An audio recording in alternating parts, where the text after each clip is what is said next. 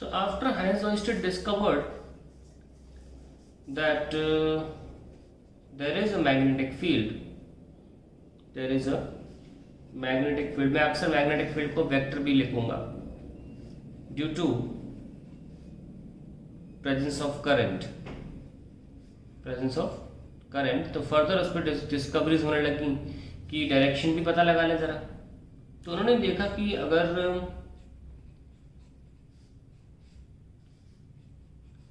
अगर वायर में करंट हम ऐसे भेजते हैं तो मान लो डिफ्लेक्शन ऐसे हो रहा है। नॉट इम्पोर्टेंट कि डिफ्लेक्शन कैसे हो रहा है, किस तरफ हो रहा है, I mean to say that is not important, but deflection पलट गया जब हमने करंट को पलट दिया। जब हमने करंट को पलटा तो डिफ्लेक्शन भी पलट गया। इसका मतलब डेफिनेटली करंट के डायरेक्शन पे मैग्नेटिक फील्ड जो प्रोड्यूस होती है वो भी डिपेंड कर रही है।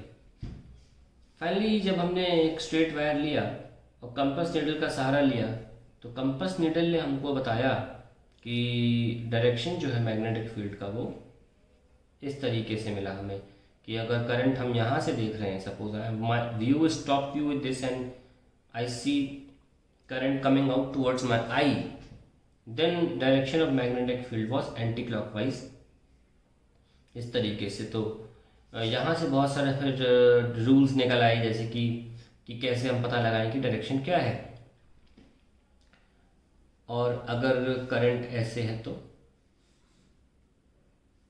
हमारी आंखों से दूर जाता हुआ, तो जो कंपास नीडल थी उसने हमारा बहुत हेल्प करी इस मामले में कि जो करंट, जो मैग्नेटिक फील्ड है वो क्लॉकवाइज है। So when current is towards the observer,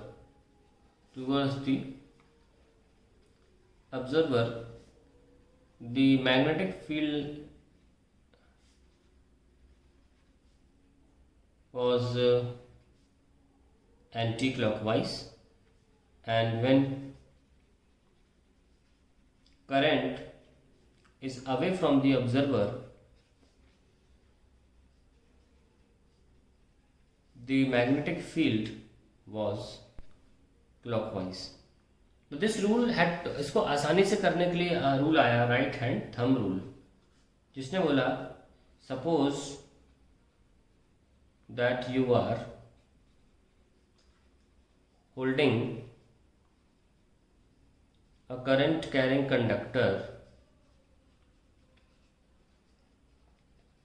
conductor in your right hand, then the thumb points in direction of current, and the curl of fingers is directed in the direction of magnetic field, due to current. तो ये बड़ा important law था जल्दी निकालने के लिए। सो अगर हम किसी पॉइंट पर देखना चाहें तो सपोज ये हमारा वायर है और अगर हम इसको अपने हाथ में ऐसे पकड़ना चाहें, इसके ऊपर जा रहा है, यहाँ पर हम देखेंगे कि ऐसे पकड़ेंगे अगर तो हमारी हाथ अंदर जा रहा है, तो यानी कि कर्ल अंदर, तो magnetic field will be inside. और इस इनसाइड को क्योंकि वेक्टर है, वेक्टर का दूर जाता हुआ एरो क्रॉस, पीछे का पोर्शन क्रॉस होता है, और यहाँ पे इसको डॉट से दिखाया, cross in a circle and dot in a circle, इस तरीके से दिखाया गया। लेटर मैं इसको ऑब्वियसली क्रॉस प्रोडक्ट से ही रेकमेंड करूँगा निकालने को डायरेक्शन ऑफ मैग्नेटिक फील्ड, क्योंकि लेकिन अब अभी हम बात ही नहीं कर रहे हैं कि फॉर्मूला क्या है, अभी हम सीधे ऑब्जर्वेशन की बात कर रहे हैं। तो ऑब्जर्वेशन बेसिस पर राइट हैंड थंब रूल अच्छा रूल है, लेकिन बाद में it is best that we talk about. So this is the thumb and this is the curl of finger, okay. सो अभी डायरेक्शन की बात कर रहे हैं बिना मैग्नीट्यूड के, बिना फॉर्मूले के, तो राइट हैंड थंब रूल एक अच्छी चीज़ है। और अगर हम टॉप व्यू करके दिखाएं आपको, जैसे कि मान लीजिए ये टॉप व्यू है, करंट, ये करंट वायर है। तो ये जो डॉटेड मैं बना रहा हूँ ये मैग्नेटिक फील्ड लाइंस हैं जो कि टेंजेंशियल होती हैं किसी भी पॉइंट पे of the path. Now direction of magnetic field due to current carrying loop, ये काफ़ी बार बोर्ड एग्जाम में पूछा गया है। जैसे कि मान लीजिए एक लूप है ऐसा, तो इतने सा पोर्शन तो स्ट्रेट वायर ही हुआ ना। मान लो हम करंट इस तरीके से ले रहे हैं, तो ये करंट मेरी तरफ आ रहा है ना, मेरी तरफ आ रहा है ऐसे। तो अगर मेरी तरफ आ रहा है तो मेरी तरफ जो लूप बनेगा, मैंने पहले बताया, अगर टूवर्ड्स दी ऑब्जर्व होगी, ये फ्लैट है, इस तरीके से फ्लैट है और ये ऐसे आ रहा है, तो मेरी तरफ आ रहा है, तो फिर मेरी तरफ जो लूप बनेगा उसमें मैग्नेटिक फील्ड लाइंस कैसी होंगी, एंटी क्लॉकवाइज, है ना। जैसे पहले बोला कि if towards me I will say it anti clockwise and this is the way you draw it. Similarly अगर मैं यहाँ बनाना चाहूँ तो यहाँ भी ऐसी बन जाएगा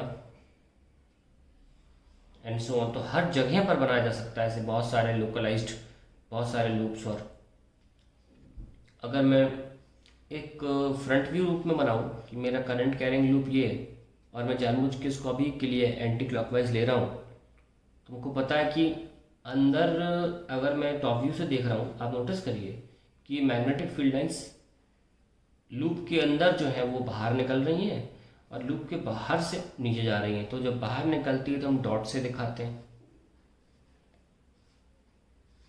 और जब अंदर है तो, जब लूप के बाहर बाहर जाए तो फील्ड लाइन अंदर जा रही हैं।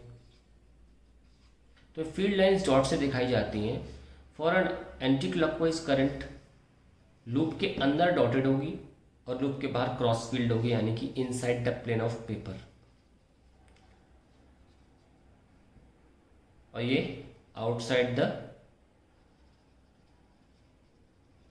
Plane of paper. तो ये सब कुछ डायरेक्शंस हैं, बाहर ऐसे बनाना है, अंदर ऐसे बनाना है। थोड़ा याद रहेगा तो आप पहचान पाएंगे। ऐसे क्वेश्चंस भी बेसिक आ जाते हैं कभी कभी बोर्ड एग्जाम में।